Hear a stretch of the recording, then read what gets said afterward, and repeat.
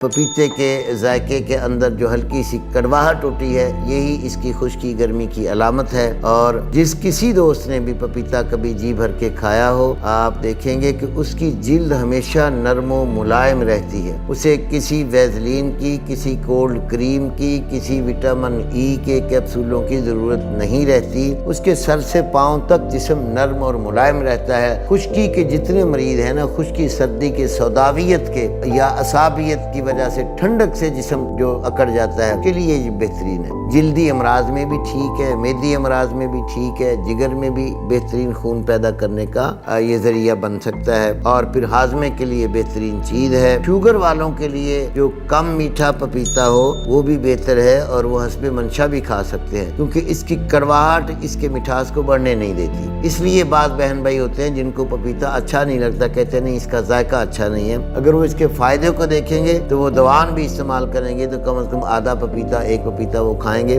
اگر کنٹینیو 10-12 دن کھائیں گے تو اس کے واضح اثرات باڈی پر تبدیلی آپ کو نظر آ جائے گی۔